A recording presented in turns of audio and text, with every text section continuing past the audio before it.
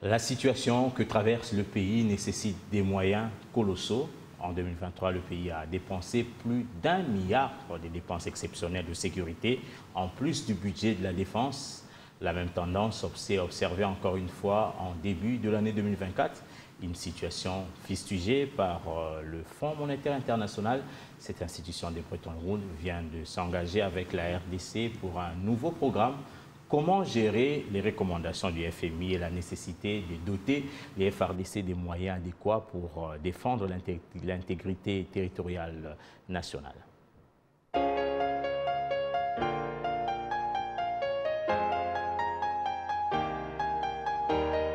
La République démocratique du Congo lutte pour préserver la sécurité de ses frontières contre les mouvements rebelles soutenus par le Rwanda dans l'est du pays.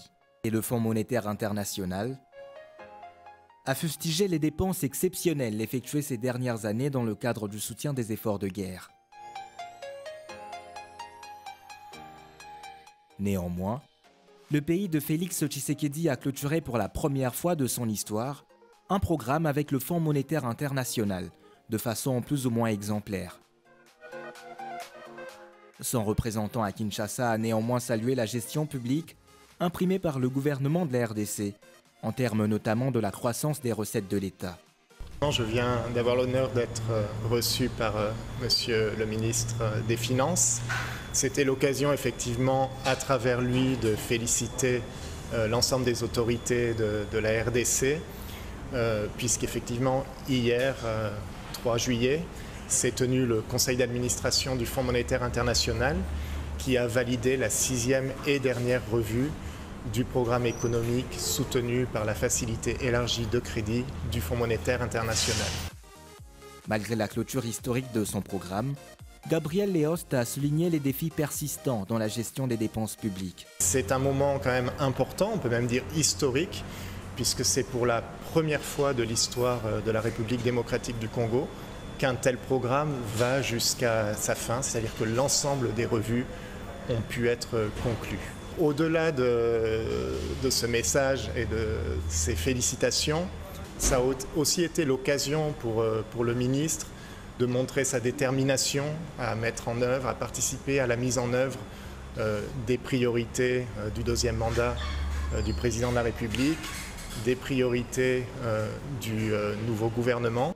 Le maître mot dans les remarques du Fonds monétaire international à la RDC reste les dépenses exceptionnelles. Le 21 mars dernier, le Centre des recherches en finances publiques et développement local dénonçait dans un communiqué l'explosion des dépenses exceptionnelles, atteignant 2,4 milliards de dollars américains contre 601,7 millions de dollars prévus. Le FMI a noté qu'en 2023, le pays a dépensé plus d'1 milliard de dépenses exceptionnelles de sécurité, en plus du budget de la défense qui a lui-même explosé. La même tendance s'est observée encore une fois en début de l'année 2024, dans ce même secteur où les dépenses dépassent la hauteur des prévisions au premier semestre.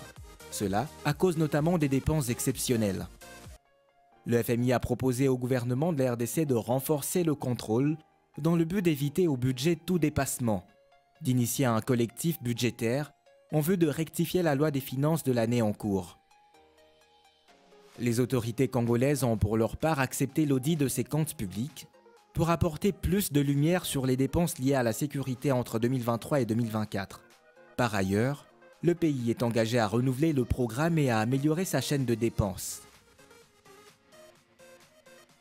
Depuis la reprise de la coopération au dernier trimestre de l'année 2019 avec le FMI, la RDC a bénéficié en décembre 2019 de 368 millions de dollars américains et en avril 2020 d'un autre appui de 363 millions de dollars américains. Cela au titre de la facilité de crédit rapide, non sans compter les 20 millions de dollars américains d'allègement de la dette publique. Depuis lors, le gouvernement de la République s'est engagé du côté des bons élèves, malgré les appuis du FMI et de la Banque mondiale, qui essuient de sévères critiques de la part de certains spécialistes de l'économie publique. Tous les paramètres macroéconomiques sont envers la dette publique de la RDC entre 2019 et 2024 est passé de 3 milliards à 10 milliards, soit une augmentation de 7 milliards de dollars. Mais si vous regardez les ratios dette publique PIB, c'est autour de 17% du PIB.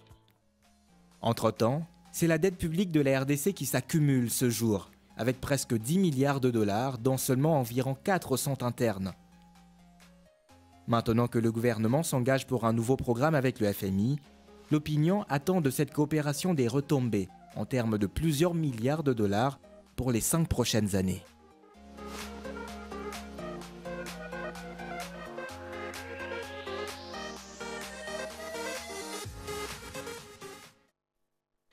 Monsieur Patrick Mutombo, la tâche est ardue pour la RDC, pays en guerre, mais avec des restrictions du FMI. Comment s'en sortir? Je pense que, d'abord, il faut dire que la croissance de notre pays a été plus ou moins résiliente. Donc, beaucoup plus en raison de bons résultats dans le secteur minier.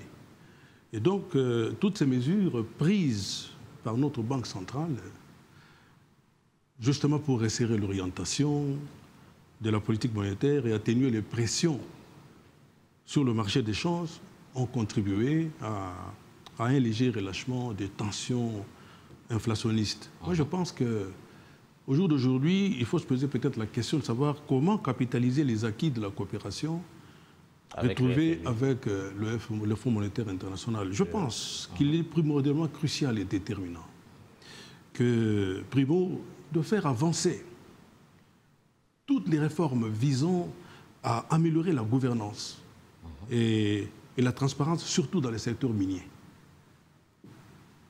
Secondo, je pense qu'il faut renforcer les dispositifs de lutte contre la corruption et le blanchiment d'argent et même peut-être le financement du terrorisme. Il faut combattre tout ça. Enfin, je pense que pour capitaliser ce climat retrouvé avec le Fonds international, enfin, il faut peut-être que nous puissions travailler à améliorer le climat des affaires pour soutenir le développement du secteur privé et surtout promouvoir une croissance diversifiée, durable et inclusive. Donc c'est très important pour la RDC de capitaliser. Très important pour la RDC de capitaliser. Cette relation avec les institutions. Les institutions de Bretton Woods, il faut capitaliser. C'est vrai, à l'arrivée de l'AFDL, on avait pensé qu'il fallait couper, mais on ne coupait pas quand on sait qu'on était déjà au fond du gouffre. Nous avons fait beaucoup d'efforts. Notre croissance a été vraiment résiliente. Il faut que nous puissions avancer sur cette lancée-là. Au début, je vous ai présenté comme coordonnateur adjoint honoraire du mécanisme national de suivi. En quittant ce poste, quel a été votre sentiment d'un travail bien accompli? Est-ce que vous avez pu atteindre l'objectif vous assigné? Oui, parce que le travail que nous avons abattu au sein du mécanisme national de suivi, d'abord je vous rappelle que moi je suis arrivé comme simple conseiller au mécanisme jusqu'à ce que le chef de l'État m'a responsabilisé sur base de l'expérience et du parcours au rang de coordonnateur adjoint. Mais tout ce que nous avons abattu comme travail, c'est comme un tombeau. Donc il y a beaucoup de choses que nous avons faites qui aujourd'hui devraient être consolidées. Tenez. C'est le mécanisme national de suivi qui a, pour la plupart, travaillé au rapatriement des FDLR dans leur pays. Donc nous avons travaillé d'arrache-pied et nous avons, à notre actif, rapatrié plus de 1200 éléments d'FDLR, sans compter leurs enfants et leurs familles, et leurs femmes. Et nous avons été, personnellement, j'ai été même dans le centre de Mutobo, dans le district de Musanze au Rwanda, où j'ai vu tous les FDLR que nous avions rapatriés en octobre 2018 jusqu'au début du pouvoir du président Tshisekedi en février 2019. Et depuis lors, il n'y a jamais eu d'autres rapatriements de FDLR. Et c'est le Rwanda qui tombe maintenant sur l'occasion pour dire nous sommes en train d'instrumentaliser l'FDLR contre lui et ça devient un casus belli, même une occasion d'agression. Au mécanisme national, nous avions travaillé jadis à inverser cette tendance et nous étions tout le temps en pourparlers avec tous les envoyés spéciaux de la région, avec tous les hauts représentants des chefs d'État réunis dans ce qu'on appelle le comité d'appui technique du mécanisme régional de suivi. Et nous étions en train de discuter matin, midi, soir et chaque fois que de besoin pour étouffer dans l'œuf tout ce qui pouvait nous diviser. Donc nous pouvons à ce jour estimer que nous l'avions peut-être fait sans grand bruit, mais vous ne l'avez peut-être pas senti. Nous l'avons fait et nous sommes déterminés à le refaire chaque fois que le besoin se posera et que la hiérarchie voudra bien que nous puissions le faire au nom, bien sûr, de du bien-être de notre peuple. Monsieur Patrick Mutombo, diplomate, coordonnateur adjoint honoraire du mécanisme national de suivi de l'accord d'Addis Abeba, c'était un plaisir de vous recevoir sur ce plateau de MAC de dimanche. Merci beaucoup, Monsieur Mboma. C'est moi qui vous remercie pour votre invitation et je sais que votre chaîne est une chaîne avec un audimat conséquent. Merci beaucoup. Merci à vous. Vous avez un autre... Non. Ça va. Merci. Merci également à vous, chers téléspectateurs, d'avoir suivi ce MAC. Nous nous retrouvons le dimanche prochain, certainement avec un nouvel invité. Au revoir.